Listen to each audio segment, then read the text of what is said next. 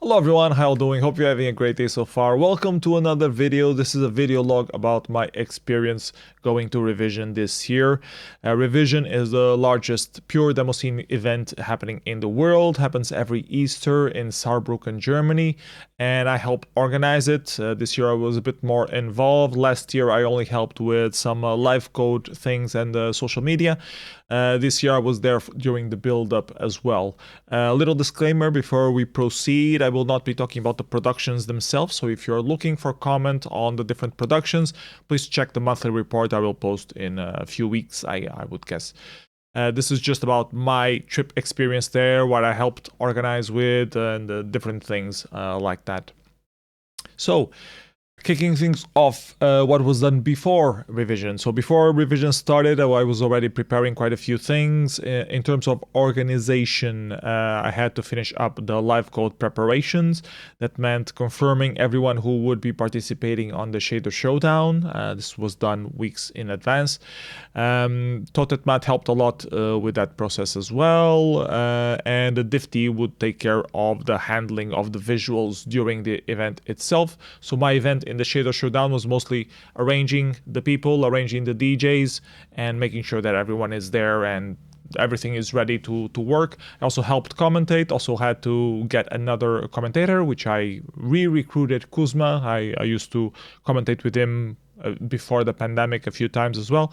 So relatively smooth sailing on that regard. I already knew the work, was pretty easy to put things together. Wish we could have opened the call for people a bit earlier, so we could get some potentially newcomers involved in the Shader Showdown. It was pretty much the veterans that were already present on previous showdowns that were participating this year, which is fine, but it's also nice to always have like reserve at least one spot for someone completely new, just to have them test the waters. Although technically speaking, it's a bit easier or less stressful to participate for the first time in the jam format and not the showdown format. That's my personal opinion, and other people have said similar things before in the past. So if you're new to live shader coding, would like to experiment for the first time, I actually don't recommend you starting with the showdown. I recommend you starting with a jam event or a smaller event, and then when you're already part of the community, you usually end up on my Discord server, on the channel we have there for all the demoscene live code things. And when we do the call for next year's revision, you will see the call and be able to say if you're in or not. So yeah, Shader Showdown was pretty much smooth sailing. Had some help with Matt and Difty, as I already mentioned, and a few other people. What other things I had to prepare before? I had to finish my entries. I didn't have time to do any entries this year because of all the org work and also helping organize other events, not just Revision. Ended up just doing a single effect for the practitioners of Lua Mega Demo's demo that we were doing, thanking Mantratronic for him being such an awesome person. Unfortunately, Mantratronic could not be at the party place, which was the idea that fueled the idea, which was the event that fueled the idea of us creating a mega demo thanking him for all his work, because Mantratronic was one of the persons who pushed fantasy consoles early on, but no one else, or not that many people, were doing fantasy consoles.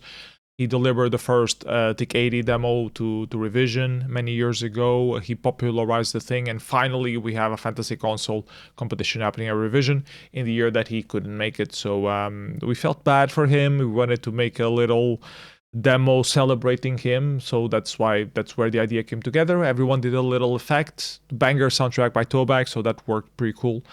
And yeah, so I had to finish that. It was kind of sluggish on some computers apparently because I had too much stuff happening on screen, so I had to optimize the code a little bit as well.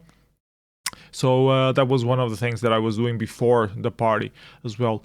The other thing that I was doing was wrapping up the Meteorics things. I was part of the jury this year, and one of the responsibilities that you have is to prepare the speech to give the laureate at the party place itself during the Meteorics Awards.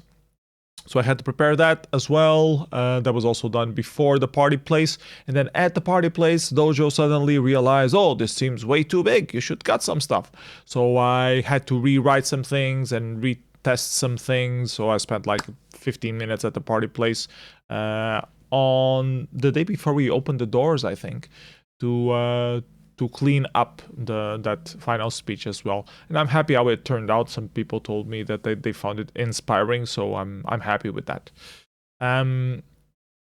Then the traveling to revision itself. I usually have a travel anxiety, which is I'm thinking too much that I have to be at a certain place at a certain hour, and I start stressing about it because I can't be there immediately.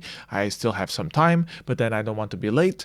And I start stressing about it. The less I think about it, the best.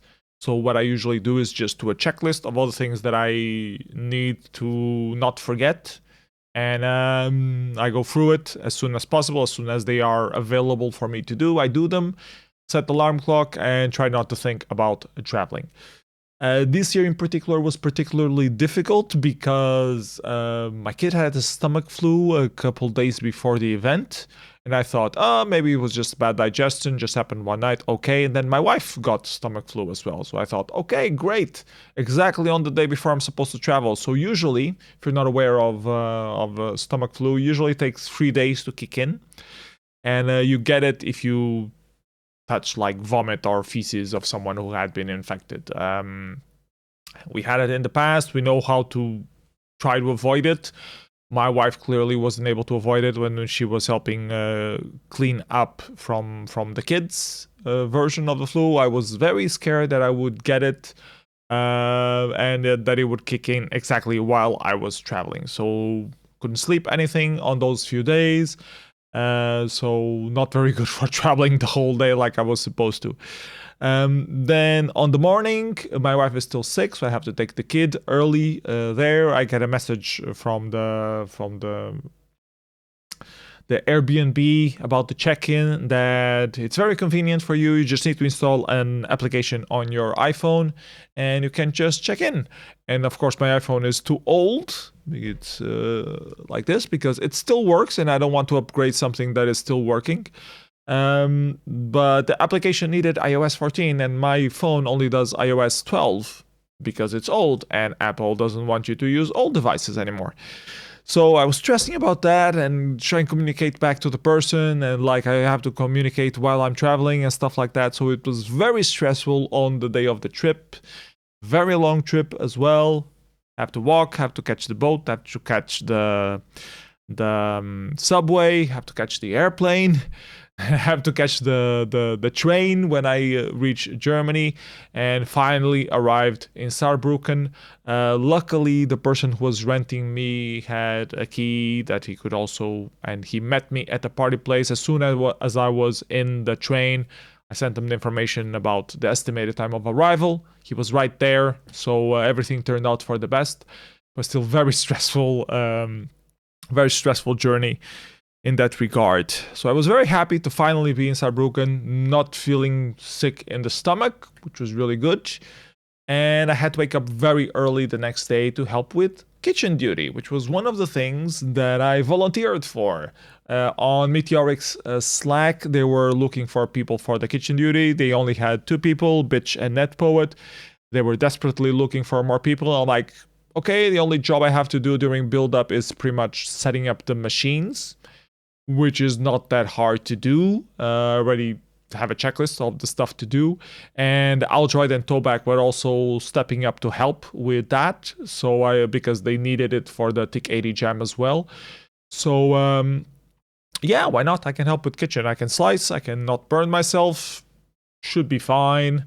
So I volunteer for that. The only caveat, you have to be there at 6:30 to start cooking breakfast for everyone. And you only leave at like 11 in the evening when you are done cleaning up the kitchen for the next day.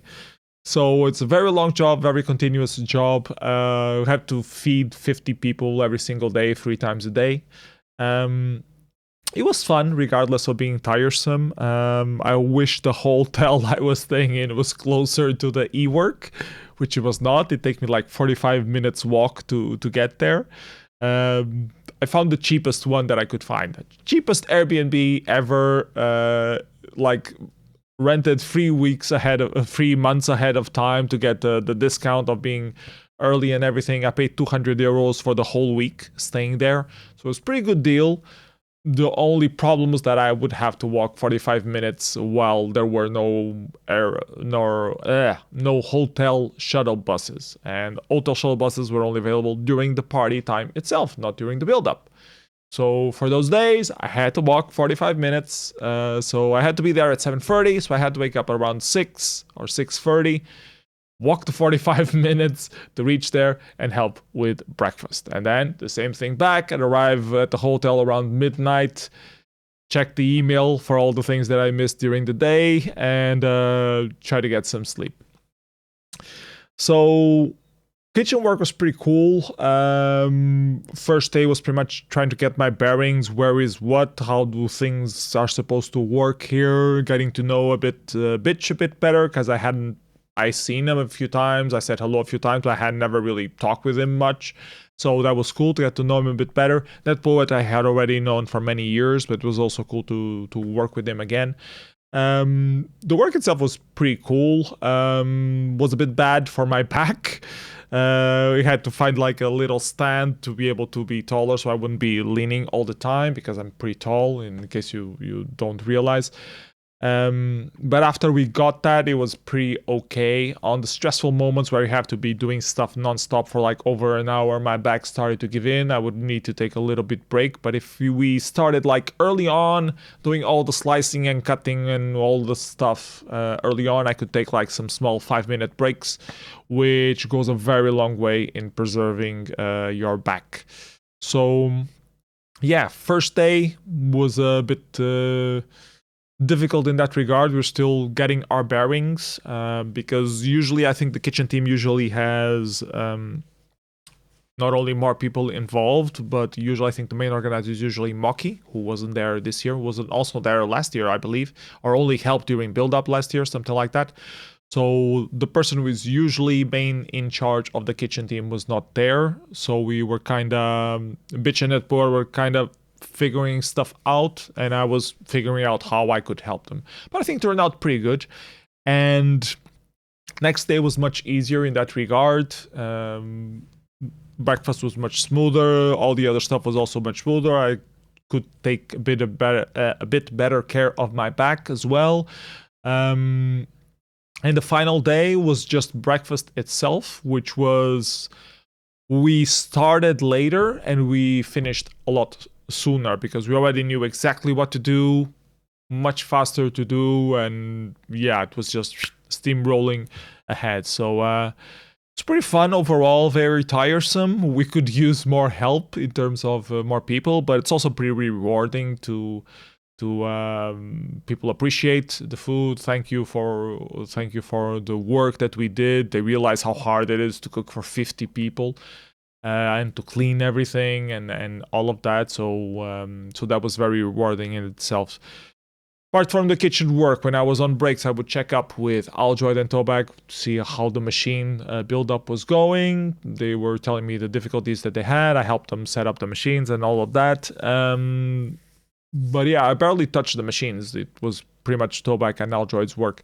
I also help with setting up the tables and the chairs on the main hall, which like they do a call for like, everyone stop what you're doing now. Everybody, let's help with the chairs and tables, because this takes a very long time if it's just a small crew. So let's everyone pitch in and try to get it done in like half an hour or an hour.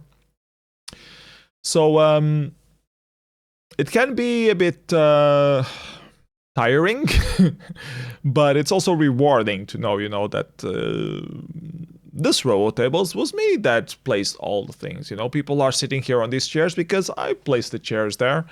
So it's cool in that regard. It's interesting. I'm used to party organizing, but this is like, at Revision, you are a small cog in a big machine. It's over 50 organizers, more than 50, just 50 at the party place right then, on those final days, but it overflows than 50. I don't know how many there are overall, but there are more people involved. So you're a small cog, but the work that you do really matters to help the whole thing work. So it's a different aspect. While I'm organizing at Inertia, usually I'm like one of the main people. So I think maximum organizers we had at Inertia was like 15 or something like that. And most of them are like infodesk people that just do shifts there.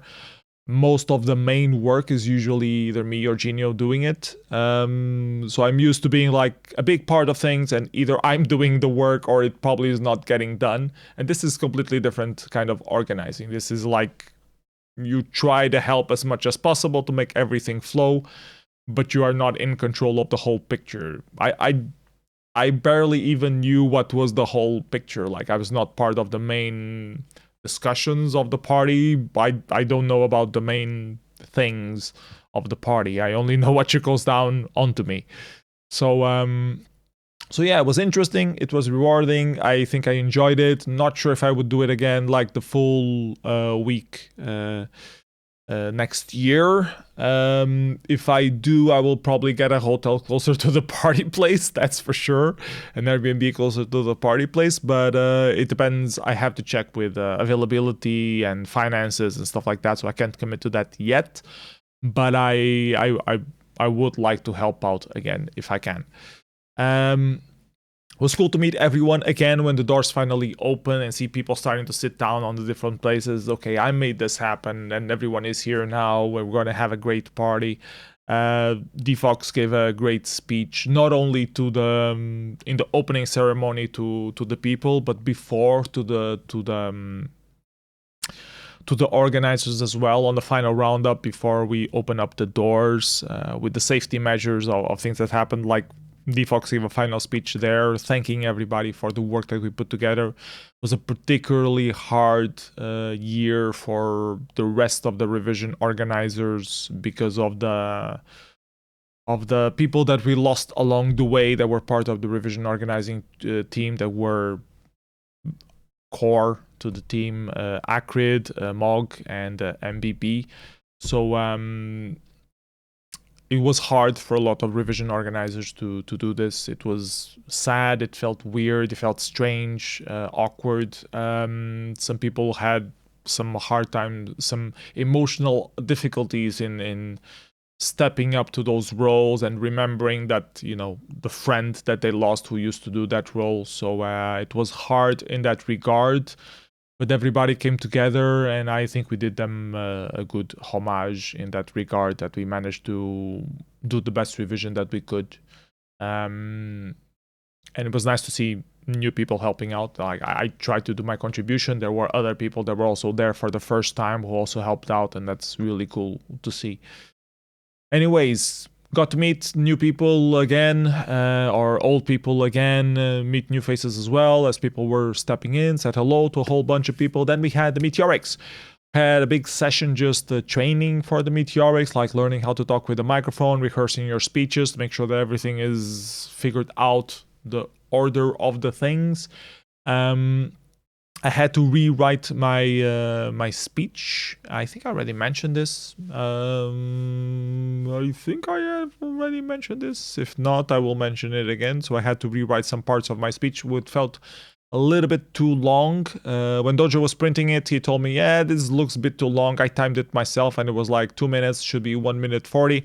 Like, but I speak very fast. And he goes, but people should be able to understand you. I'm like, yeah, but I can speak fast and people understand me, but fine, whatever. Okay, I'll rewrite some parts.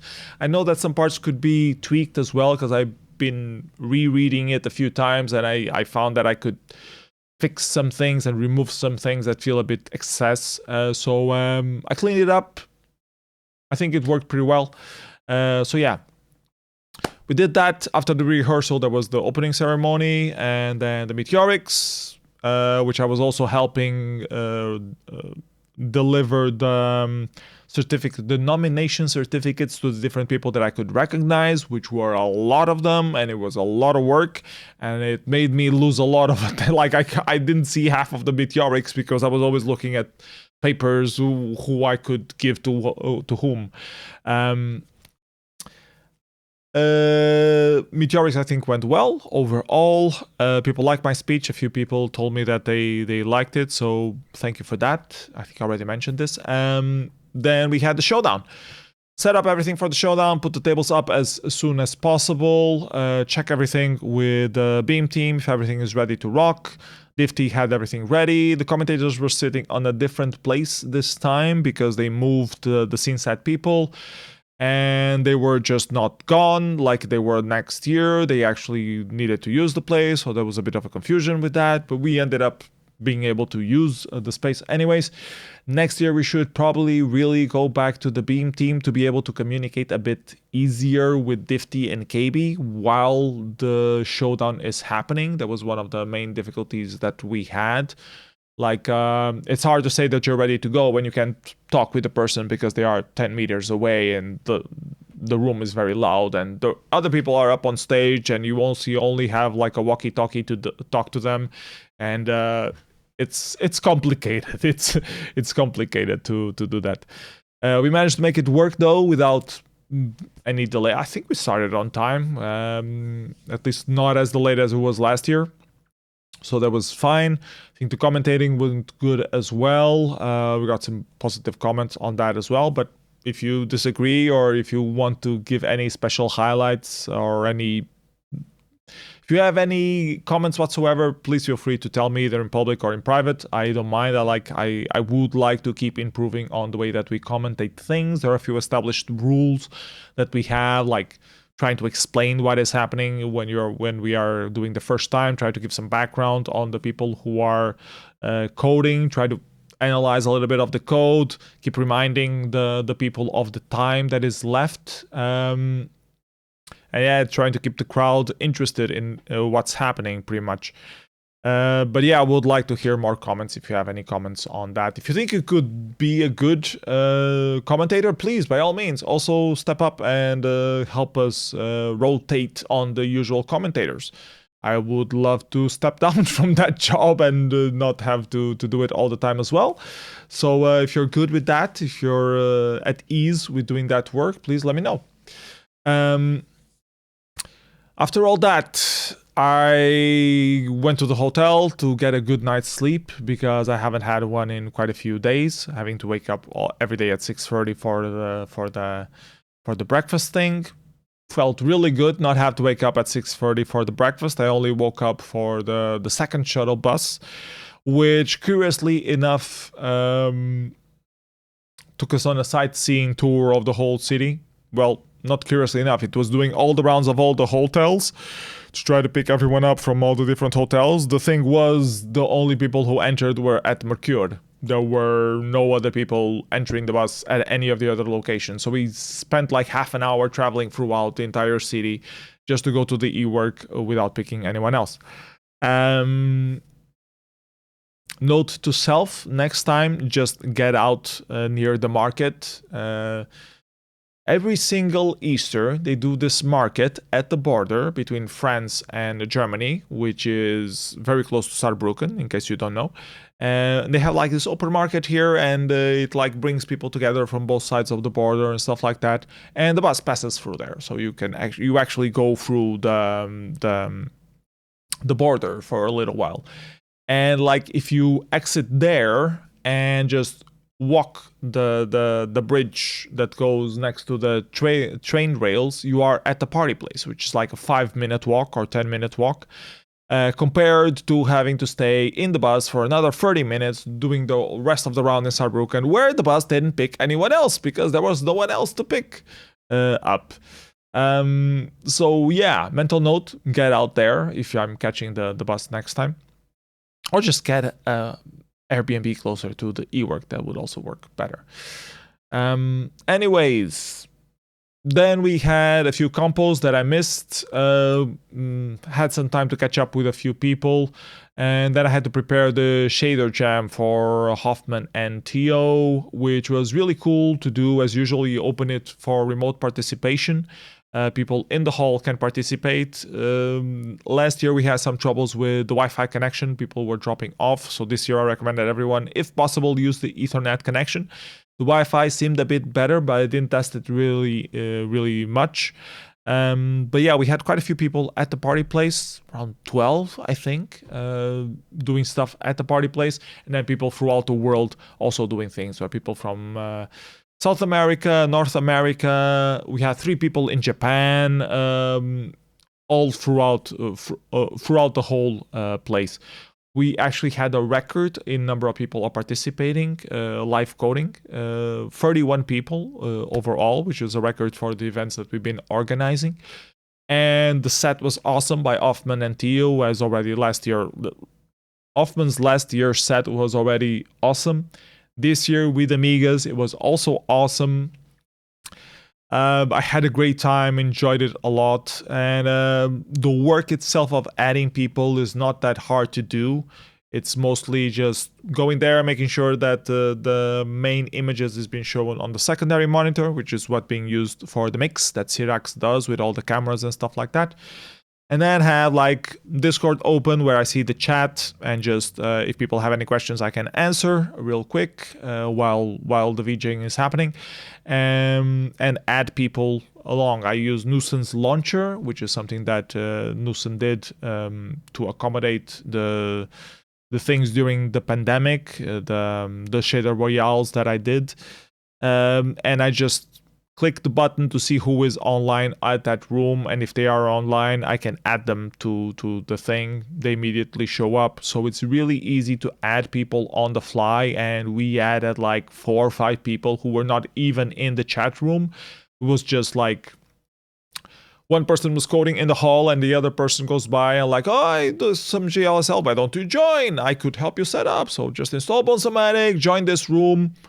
And yeah, and like we had people up until like 5-10 minutes before things closed down. We still had people joining. Like we had CPDT and Marex joining on the very last minutes, still doing a few things. And I could use them for some transitions on the VJing, so I put them on screen as well. So it was really cool to do that. And I really enjoyed the whole VJing thing. Feeling the flow of the thing, choosing the chill out effects when the music is more chilled out, choosing the bangers, having faster transitions when it's more high energy. I really love that thing. I think it worked pretty well. People who watched it both at the party place and remotely also said that it went pretty well. So I'm very happy with how it turned out. Some of the coders have issues with not seeing their shader up very long, which I can understand. The format is not for everyone because we're not giving prominent highlight to a specific shader. We're switching between different ones. And in the first minutes, I even abused previous the shaders from previous years. We had, for example, the shaders that were done during the qualifiers also available there, ready to use, which were a nice touch, I think. And we also had some shaders from other sessions, not even related to revision, that ended up being there. Some more chilled, and some we call them punchy, are more high energetic. So we can use those in the first minutes while people are still prepping up their base code and don't only have the basic Bonsomatic tunnel up. So in the beginning I use those two a bit more. Some people already have some prepared stuff, so I also use those as well. And then even if people leave, I can still use the last shader that they did to change things up. We had one issue during the shader jam, which was a shader from Peregrine had an infinite loop. She did a typo on one of the loops, and it was looping forever. And then when I tried to delete it from the launcher, it wouldn't. Everything froze. So the launcher itself crashed, and then it left Bonsomatics pending, so I had to close those as well. So I had to go to Task Manager, delete all of those, launch the launcher again, and then everything again. I added Peregrine again, and the thing blocked again, so it crashed twice because of that. We didn't know why at the time. Afterwards, we saw the latest version that we had from the shader, and it was because of the infinite loop. So we're trying to think of ways to prevent, and this has happened in the past and we never quite was sure why, and now we know that it's because of the infinite loop. Like the shader compiles, but then tries to run forever. Of course, it's impossible to run forever because we don't have enough resources, and it ends up freezing the whole process. The shader launcher itself can't access the window anymore, so it becomes frozen in response to that. So we have to find some way to troubleshoot this. Nusen already did a suggestion, which is to only send the shader to the grabber or to the server after it's compiled, after you make sure that it has at least one frame rendered. So if you are in the infinite loop, it will crash or it will freeze on the sender side, but it will not affect us when we are receiving the shader. So we will have the latest working version before it froze instead of the new version, which will freeze all the time. Because even after Peregrine fixed the bug and recompiled it and it was working fine on her end, we still couldn't add her directly because I was afraid of crashing everything again. If I would have deleted the shader locally and add her, it would have probably worked fine. But at the time I was so busy with other stuff that I didn't want to think about that. It was also close to the end of the set anyway, so it didn't really matter that much. But yeah, it was nice that we caught this issue happening again, and I think we will be able to make a more robust version of Bonzomatic and the launcher with this. So net positive, despite a slight negative on the thing. People didn't really notice that it crashed that much throughout the set itself. It was only for like a minute, and there's so much things happening. You know, you always have the revision wallpaper desktop background regardless of what happens in the shaders. That can be there for a few minutes, no one cares, and CDAX can still mix stuff up with the cameras and stuff. And we have lights on the stage also synchronized to the music, so it's not a big deal that it crashes temporarily. One of the Amigas that they were using for DJing also crashed during the set, so yeah. It happens. It's part of doing a live thing. I still had fun. So yeah. Anyways, other than the shader jam, I was finally free to party at will without any further responsibilities on the back of my shoulders. So I enjoyed the compos. We had a killer 4K compo as well. The 8K compo was a bit disappointing. The old school compo was all right. The Amiga intro was also pretty good. Two very good intros there. Then I had got to enjoy Luguber's set, which is always cool. I usually check his weekly live streams as well, so I like his mixing very much, and so I enjoyed that set quite a bit. Got a proper night's sleep, which is very important. Missed some compos in the morning, which is fine. I don't really care much about music compos at demo parties that much anymore. What else? There were some more compos happening during the last day. I missed my entry on the big screen because I was talking outside with Shayna and Super Rogue about the Love Byte and Mountain Byte's data clash. So we are both aiming for Valentine's week. Mountain Bytes had already reserved this date with their location without realizing that it would be on the Valentine's week, which is the usual date for Love Byte.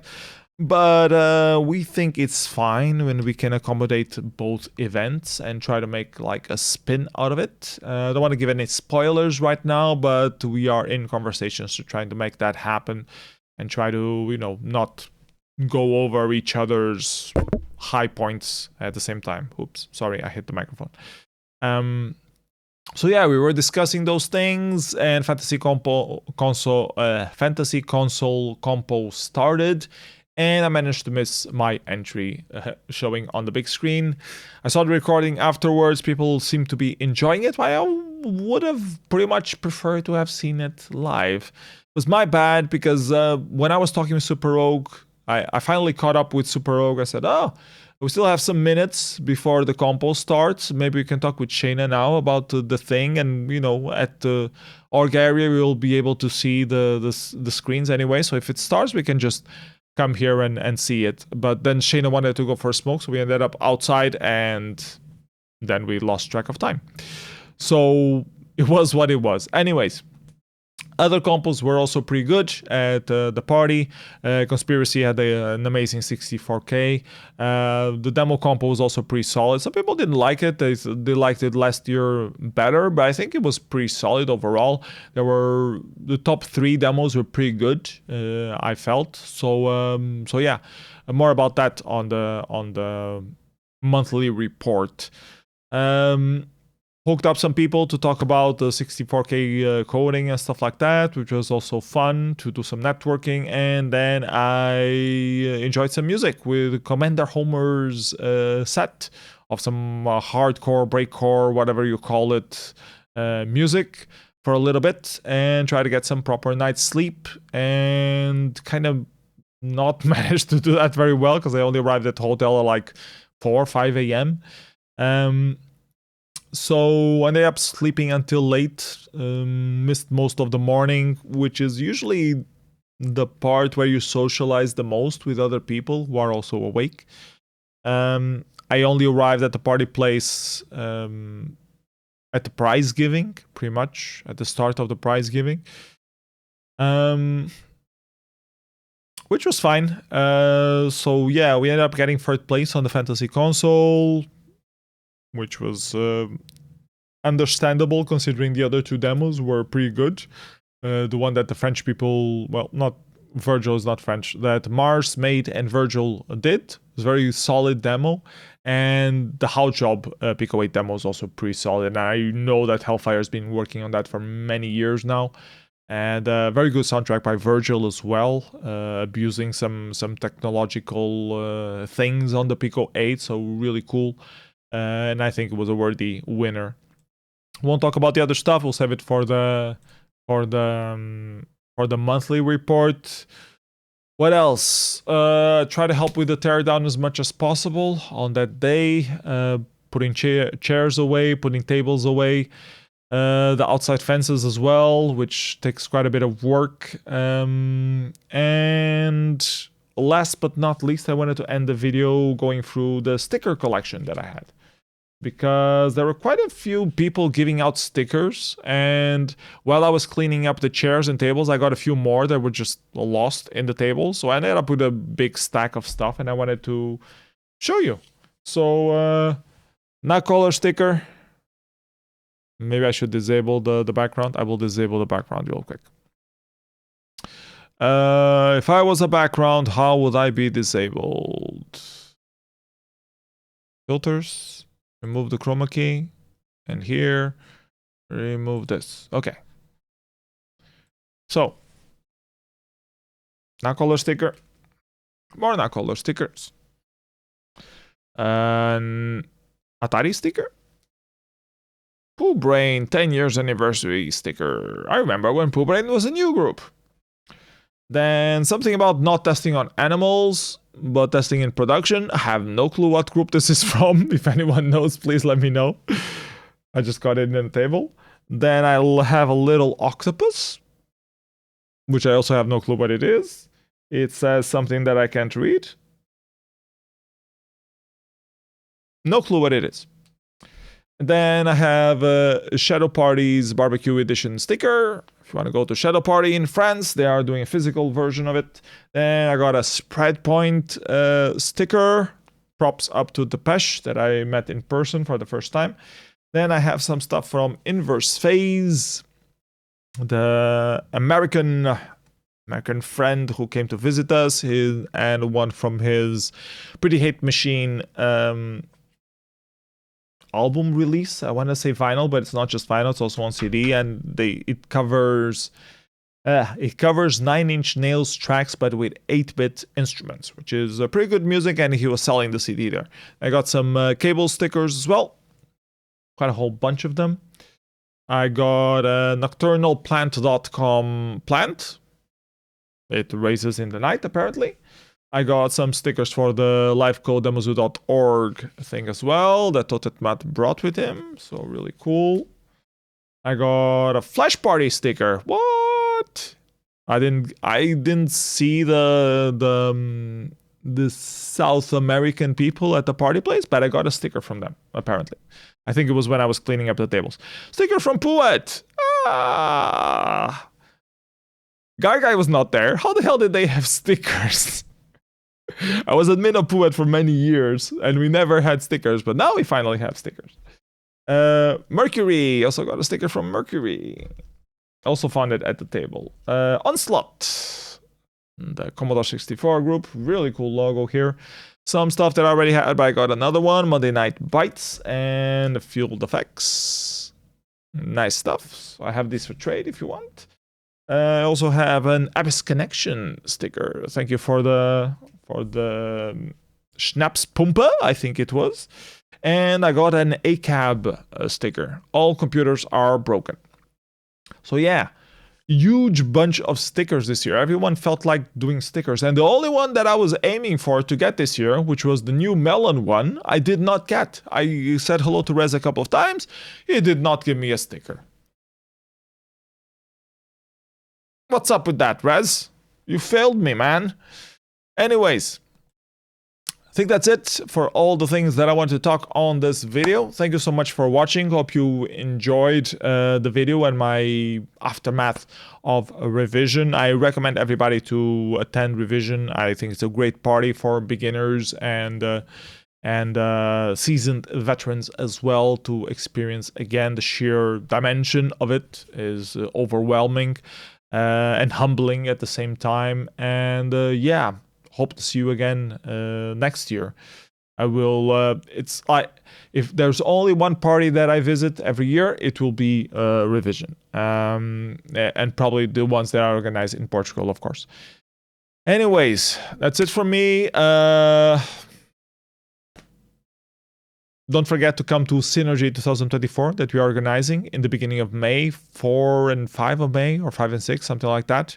ZX Spectrum event that we are organizing. And if you can't come, please try to submit something remotely for the competitions that we're having there. Either ZX Spectrum Graphics, ZX Spectrum Music, 256 bytes, or demo. We also have a wild combo if you want to send random stuff, but try to keep a focus on the ZX Spectrum preferably.